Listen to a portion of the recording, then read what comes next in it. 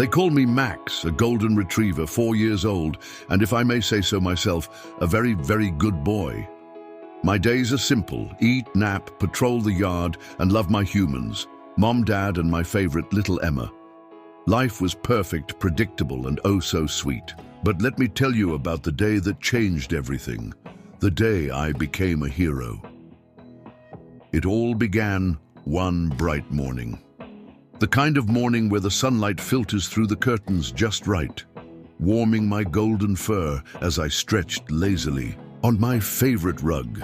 The house buzzed with the usual morning chaos, Mom rustling through the kitchen, Dad grumbling about his missing keys, and Emma, sweet little Emma, giggling as she tied her sneakers for school.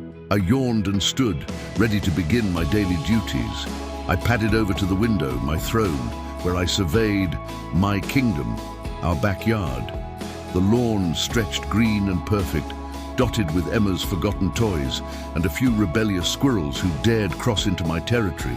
Beyond the fence, the world was wild and mysterious, a place I never ventured, but watched with great suspicion.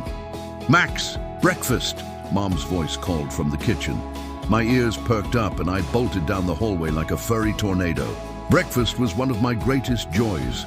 A small mountain of kibble, topped with a bit of scrambled egg and the tiniest hint of bacon grease. Mom thought it was a treat. I thought it was love. I scarfed it down, tail wagging, savoring every bite. As I finished, I heard Dad mutter from the living room. "Huh? Did you hear that?" "What?" Mom replied. "Something outside. Probably nothing." But it wasn't nothing. I felt it. My fur bristled and my nose twitched. A strange scent floated through the air, something unfamiliar, sharp and wrong.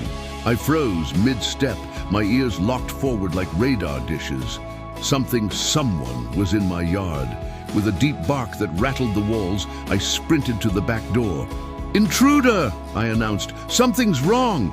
Max, quiet!" Mom scolded, but I couldn't stop. I pawed at the door, barking louder, my body tense and ready. "Max, stop it," Dad said. He walked over to the window and looked out. There's someone back there, a guy. A guy, I knew it. My tail froze and a low growl escaped my throat. My humans didn't understand. I had to protect them. This was my job. The man outside wasn't like the mailman or the gardener. He wore dark clothes, moved quietly, and carried a large bag slung over his shoulder. He crept around the yard, glancing at the windows as though he didn't want to be seen. Mum's face turned pale. "What's he doing?" Dad grabbed his phone. "I'll call someone." But I didn't wait. I couldn't. My humans were in danger and heroes don't wait for backup. I pawed at the back door again, harder this time. To my surprise, the door clicked open. It hadn't latched properly after Emma went outside earlier. "Max!" Mom yelled as I burst through the door like a furry rocket. The man turned, startled by the noise, and his eyes went wide. For a split second, we locked eyes. I bared my teeth, my bark echoing like thunder. "Get out! This is my house!" He stumbled backward, dropping the bag. Tools spilled out, things I didn't understand but knew didn't belong here. I charged toward him, paws pounding the ground like drum beats, my bark relentless. "Whoa, get away!" the man shouted, tripping over Emma's toy ball. He scrambled to his feet and stumbled toward the fence. I didn't stop. My instincts roared, louder than my bark. "Chasing you away, protecting my family." He reached the fence, clambering over it in a panic. I stopped a few feet short, panting but proud. The gate slammed shut behind him. I barked one last time for good measure. "And don't come back." Silence settled over the yard. The intruder was gone. The kingdom was safe. I turned to look at the house. My humans were at the window, staring at me. Mom's hand covered her mouth, her eyes wide. Dad was already on the phone, talking fast. And Emma, my sweet Emma, was clapping, her little face glowing with admiration. "Max saved us!"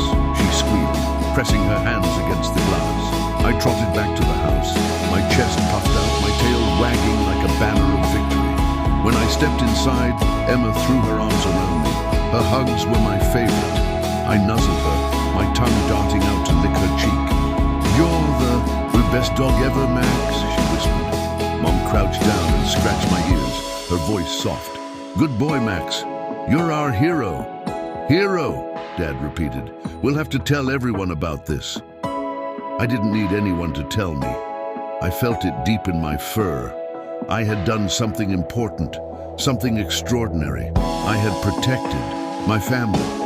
That night, as the house grew quiet and peaceful again, I curled up at the foot of Emma's bed. The blanket smelled like her, crayons, cookies, and love. I sighed contentedly, closing my